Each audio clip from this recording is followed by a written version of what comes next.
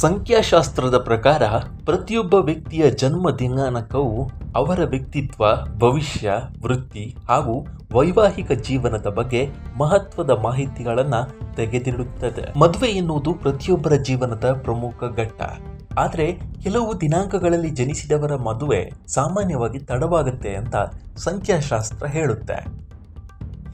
ಅಚ್ಚರಿಯ ವಿಚಾರ ಅಂದರೆ ಮದುವೆ ತಡವಾದರೂ ಇವರಿಗೆ ಸೂಕ್ತ ಹಾಗೂ ಇವರನ್ನ ಚೆನ್ನಾಗಿ ಅರ್ಥ ಮಾಡಿಕೊಳ್ಳುವ ಜೀವನ ಸಂಗಾತಿಯೇ ಒಲಿಯುತ್ತಾರೆ.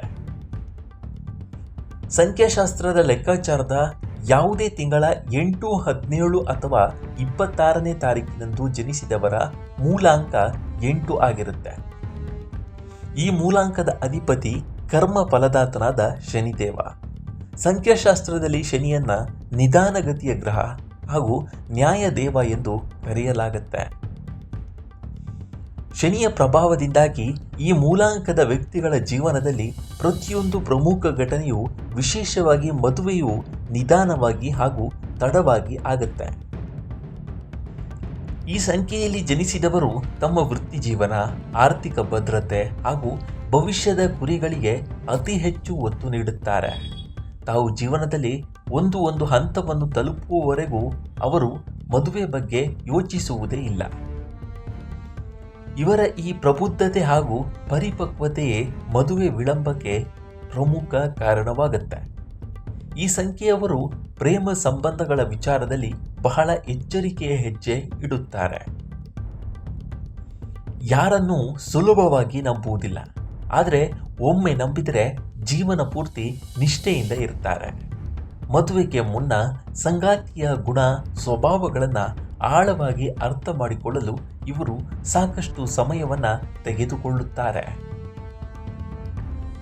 ಅವಸರದಲ್ಲಿ ಯಾವುದೇ ನಿರ್ಧಾರ ತೆಗೆದುಕೊಳ್ಳದ ಇವರ ಗುಣವು ಭವಿಷ್ಯದ ದಾಂಪತ್ಯದಲ್ಲಿ ಯಾವುದೇ ಬಿರುಕು ಮೂಡದಂತೆ ಕಾಪಾಡುತ್ತದೆ. ತಡವಾಗಿ ಮದುವೆ ಆದರೂ ಇವರಿಗೆ ಸಮರ್ಪಕವಾದ, ಇವರ ಆಲೋಚನೆಗಳಿಗೆ ಸರಿಹೊಂದುವ ಹಾಗೂ ಜೀವನದ ಪ್ರತಿಯೊಂದು ಕಷ್ಟ ಸುಖಗಳಲ್ಲೂ ಬೆಂಬಲವಾಗಿ ನಿಲ್ಲುವ ಒಳ್ಳೆಯ ಸಂಗಾತಿ ದೊರೆಯುತ್ತಾರೆ. ಶನಿಯ ಪ್ರಭಾವದಿಂದ ಇವರು ಸಂಬಂಧಗಳಲ್ಲಿ ಪ್ರಾಮಾಣಿಕ ಹಾಗೂ ನಿಷ್ಠಾವಂತರಾಗಿರುತ್ತಾರೆ. ಹೀಗಾಗಿ ಇವರ ದಾಂಪತ್ಯ ಜೀವನವು ಇತರರಿಗಿಂತ ಹೆಚ್ಚು ಸುಭದ್ರ, ಅನ್ಯೋನ್ಯ ಮತ್ತು ಶಾಂತಿಯುತವಾಗಿರುತ್ತೆ.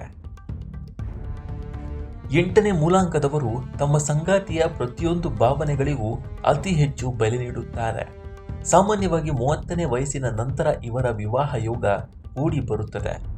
ಸಂಸಾರದಲ್ಲಿ ಎಷ್ಟೇ ಕಠಿಣ ಸವಾಲುಗಳು ಎದುರಾದರೂ ತಮ್ಮ ಅಪಾರ ತಾಳ್ಮೆ ಹಾಗೂ ಪ್ರಬುದ್ಧತೆಯಿಂದ ಅವುಗಳನ್ನು ಬಗೆಹರಿಸಿ ಮಾದರಿ ಹಾಗೂ ಸುಖಮಯ ದಾಂಪತ್ಯ ಜೀವನವನ್ನು ನಡೆಸ್ತಾರೆ.